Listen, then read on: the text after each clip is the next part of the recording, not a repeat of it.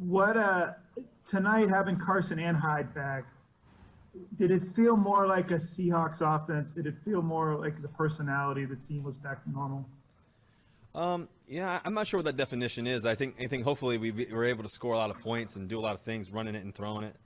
Obviously, I think, we were able to throw for so many, yards and touchdowns and things early on and everything else throughout the whole season. And we've been so great passing the ball when we've thrown it. I think we've been really great when we've had those guys running the ball too, which has been huge for us. So to have those guys back was amazing. I think that's a collective effort of the offensive line doing a great job.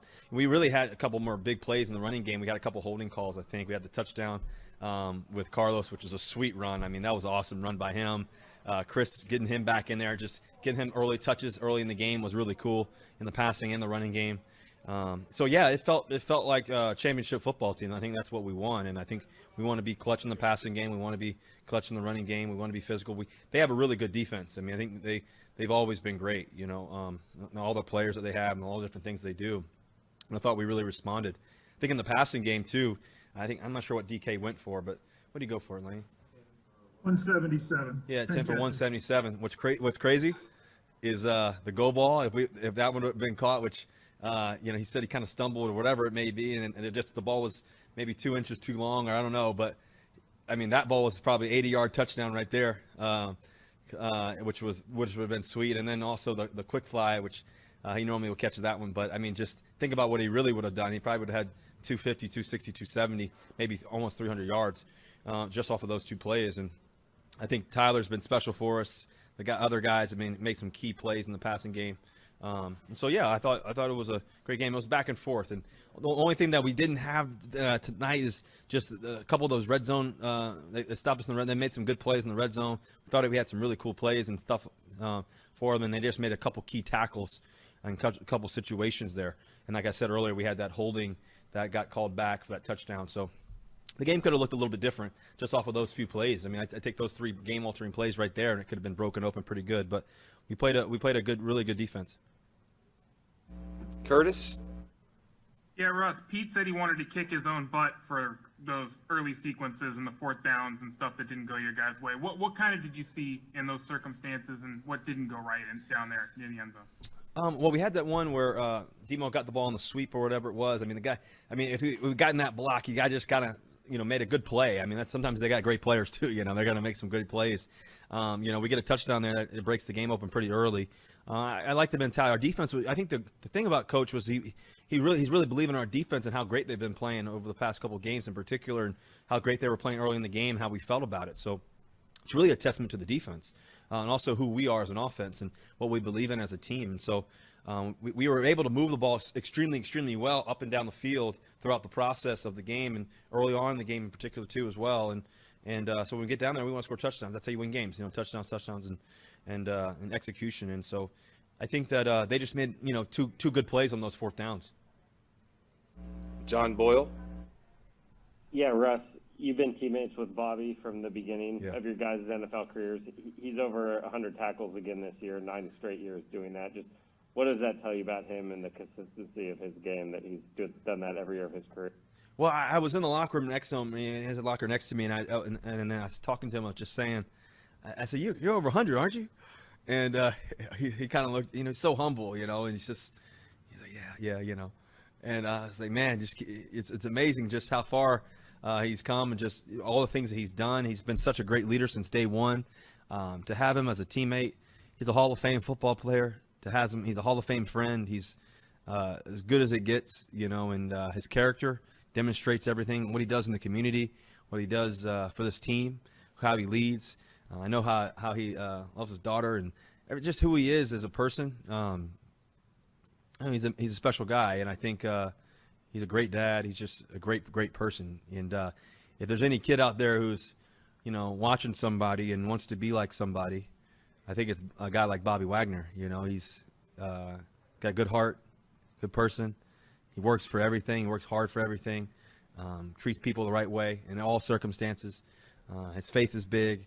And I'm just glad that I get to call him friend and teammate. And so when we get to wear those captain patches and walk out into the field and just, go throughout practice and the season and the off season and everything else, we're grateful. Me and him are both very, very grateful for all the hard work and the years and the things that we've done so far, and we feel like we're just getting started. And so every time I look at him, I look at somebody who, I really believe that God's super pleased that our teammates are blessed to have and be around. And I know for me, wearing the other C on the other side of it, I'm grateful just to do it with them. And so it's been a lot of great years. And one thing that we've always said is don't get bored with consistency. Don't get bored with consistency. And I think having that mindset, having that neutral mindset, and just believing in that has been great along the way. And so I got a guy that I can always look up to and always call on, and that's him. Michael Sean.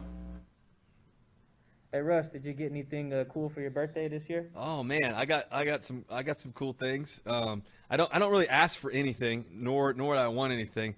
I just want love and family, and I'm a simple guy, Mike. I like pictures. I like these moments of time. I'm just really big into that. So, C surprised me. It's COVID, so you can't really go anywhere. So she surprised me in the backyard with a little dinner, which was amazing. And I'm when I come home from work, I like to decompress once I finally get home, which is sometimes super late.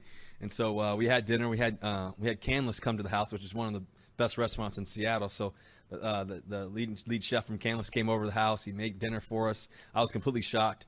Had it in the backyard. Just had some really cool quality time with her, and just seeing the kids, before that, and everything else. So that was the best part of my birthday for sure. We had it a little bit earlier, and then I just think that obviously getting the win. I mean, I feel like I like taking my birthday obviously my birthday's the 29th and the 30th, it's the end of the month. So I take those 2 days and I pretend like those are both my days. So when we get a win on one of those days, it's always good. So I'm grateful just for this team, and so I guess we got a win, and I think that's all I need, and just my family. Have you come around on birthday cake, or are you still not a big birthday cake guy? I'm not a huge birthday cake guy. I don't know. I'm not a massive cake person. The only cake that I absolutely love is which we had at our wedding, me and C, is red velvet cheesecake, and so that's probably like my favorite cake, But yeah, I guess I'm more, if anything, I'm probably more of a chocolate chip cookie guy. Warm chocolate chip cookies is probably my favorite thing. Thanks. Yep. Art. I got to ask a boring football question now. 3rd and 13, early in the game, you go deep to DK. He almost scores. Was that at your insistence? This was the time you were going to pop to DK? Well, Art, I figured you were going to ask a football question, Art. I know you. You always ask a good football question. I'm just messing with you. Well, I've had Canlis over to the house so many times. That was impressive. No, but listen, I think that was a great play by DK. They end up pressuring. I think it was cover 0 on that play. They end up pressuring out of nowhere, and just and we had a lot of other options and stuff like that. And DK's always a great option, obviously, and he was racing down the field. Me and him had the same kind of connection on the route and the play, and he ran deep down the field, got by him, and I thought it was a touchdown. I think the ball landed on like the half-inch yard line, right? Something like that. So that would have been just like last year almost, the play that he had on the post route, I think it was. And so, but yeah, he, like I said, I think, to be able to have all the answers in every circumstance, I think is really key, and especially on those third down situations. And we were able to capitalize on some big moments there, and that was a big one for sure. And we'll wrap up with Ben. Russ, you've obviously been around DK a lot. You kind of have a really good idea of his mentality. Just from what you know about him, is it just a bad idea for opposing defenses to maybe try and get in his head? Like DK was telling us that the Eagles DC came to him pregame and said, "Oh, you're not Megatron," and then obviously early in the game, his kind of going at it with Slay a little bit, and then the push in the back. And then obviously he has such, has a great game. Just from what you know about him, is it just kind of, should defenses just kind of be wary of trying to get in his head, just knowing what he can do? Well, you got to try to do something. And they can't get in his head. It's hard. He's hard to cover. It's he's, in my opinion, he's unmatchable. You know, he just can do everything. I think the best thing about him is he loves his teammates. He loves the work ethic. He loves the process. He loves the journey. He's only 22. You know, he's growing. He's getting better and better. And so he just got to stay the course. I think that I think a lot of times, anytime greatness is in store, you know, the reality is that, and people see it and they see greatness, no matter who it is, an opponent or team, you know, opponent in particular, you know, fans, whatever it may be. It's, you know, it's one of those things that everybody has always an opinion, you know, and the reality is that, you know, statues weren't built on people's opinions. It's built on success and what you actually do. And I think ultimately, you know, the reality is that he's doing it. You know, he's doing it, and people recognize it. And so I guess that's part of greatness. You know, people try to pull you down. People will bring you up. And, you know, the best thing he can do is you know, when he's on top of the mountain, know how he got there. And when he's in the valley, know how he's going to get back up on the top. And I think that's just the key. And I think that just stay in the course, keep being a person that's super humble, believes in God, and just a guy who works extremely hard, guy who loves his teammates, guy who does the right thing. You know, and so I'm glad we get to be teammates. I'm glad we get to do this thing together, and so many other great guys in the locker room. And so I think people just recognize, you know, where he's going and where he's headed, and so you just got to stay the course. And